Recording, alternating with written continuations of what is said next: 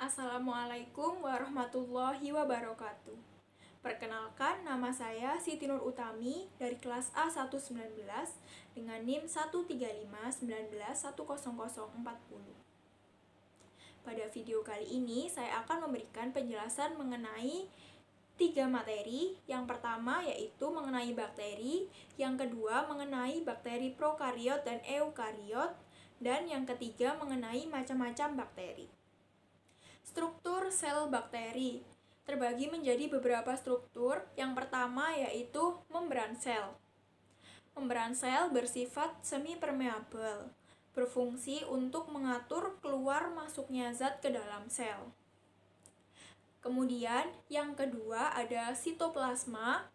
Sitoplasma berfungsi sebagai tempat berlangsungnya reaksi metabolik. Yang ketiga ada nukleoid atau DNA. Nukleoid di sini berfungsi sebagai pengontrol sintesis protein dan pembawaan sifat dari bakterinya. Kemudian yang keempat ada flagella atau cambuk besar. Dia berfungsi sebagai alat gerak dan menempel pada bagian luar dinding sel. Nah, dinding sel ini berfungsi sebagai pelindung atau mempertahankan bentuk dari sel bakterinya. Kemudian ada ribosom. Ribosom terdiri atas protein dan RNA yang berfungsi sebagai tempat sintesis protein.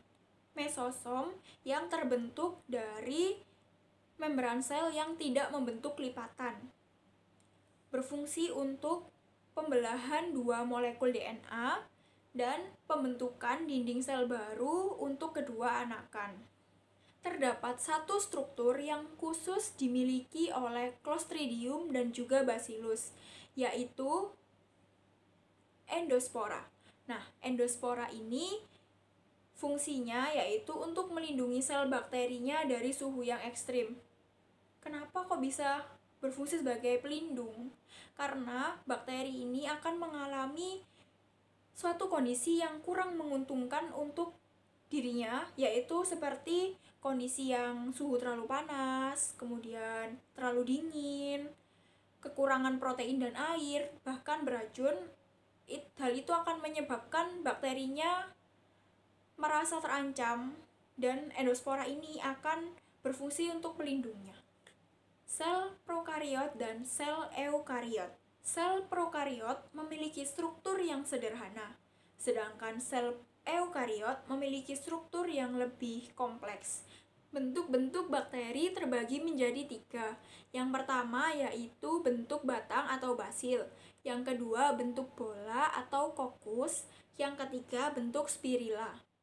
Bentuk yang pertama yaitu bentuk batang atau basil. Terbagi menjadi 3, yaitu yang pertama monobasil, terdiri atas satu batang saja. Contohnya seperti Salmonella typhosa dan Escherichia coli. Yang kedua yaitu diplobasil, terdiri atas 2 batang yang saling bergandengan. Yang ketiga yaitu streptobasil, yang terdiri atas beberapa basil yang saling bergandengan. Contohnya seperti Bacillus anthracis dan lain-lainnya. Bentuk kedua yaitu bentuk bola atau kokus. Terbagi menjadi 6 bentuk. Yang pertama yaitu monokokus, yang terdiri dari satu bola tunggal. Contohnya seperti Monococcus gonorrhoeae. Yang kedua diplococcus, yang terdiri atas 2 bola yang saling bergandengan. Contohnya seperti Diplococcus pneumonia. Yang ketiga ada Staphylococcus, yaitu berbentuk segitiga atau buah anggur. Contohnya seperti Staphylococcus aureus.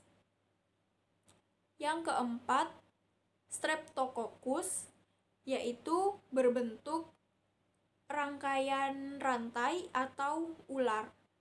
Contohnya seperti Streptococcus laktis, dan lain-lainnya. Yang kelima yaitu sarkina, berbentuk kubus. Kemudian yang keenam tetracoccus, berbentuk persegi. Bentuk yang ketiga yaitu bentuk spirilia, terbagi menjadi 3. Yang pertama yaitu spiral. Contohnya seperti spirilium. Yang kedua, vibrio atau koma yang dianggap sebagai bentuk spiral tetapi tidak sempurna.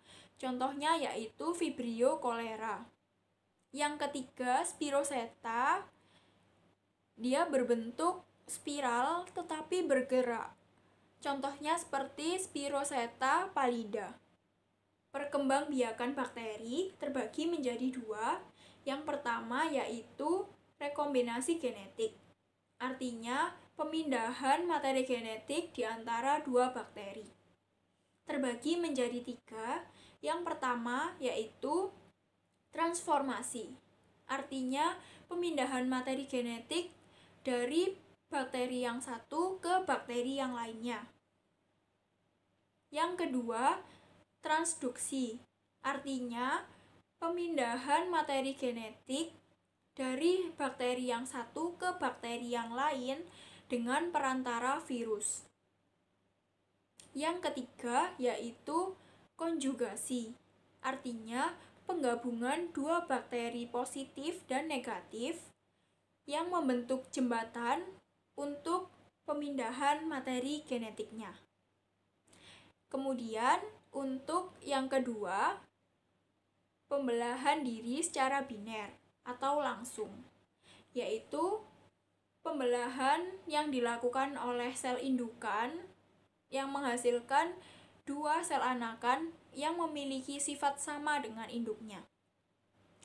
Pergerakan sel bakteri menggunakan flagela atau bulu-bulu cambuk yang memiliki letak menyesuaikan dengan spesiesnya.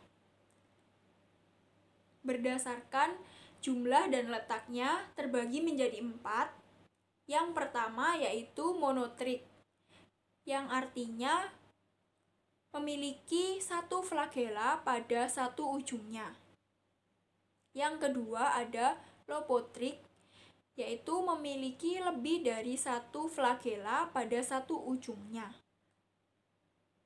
Yang ketiga ada amfitrik, yang memiliki 1 buah flagela pada kedua ujungnya. Dan yang terakhir yaitu peritrik, yang memiliki flagela pada seluruh permukaan tubuhnya. Materi yang ketiga, macam-macam bakteri. Terbagi menjadi 3.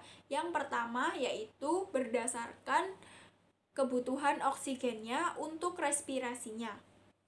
Terbagi menjadi 2, yaitu yang pertama bakteri aerob dan anaerob. Berdasarkan kebutuhan oksigennya terbagi menjadi 3. Yang pertama yaitu bakteri aerob obligat, yang artinya bakterinya hanya bisa hidup apabila terdapat oksigen pada suasananya. Kemudian yang kedua yaitu bakteri anaerob obligat, yang artinya bakteri yang hanya bisa hidup apabila tanpa oksigen. Yang ketiga yaitu bakteri anaerob fakultatif, yaitu bakteri yang dapat hidup dengan oksigen maupun tanpa oksigen. Berdasarkan cara memperoleh makanannya terbagi menjadi 2, yaitu bakteri heterotrof dan autotrof. Sekian materi yang bisa saya sampaikan, kurang lebihnya mohon maaf. Wassalamualaikum warahmatullahi wabarakatuh.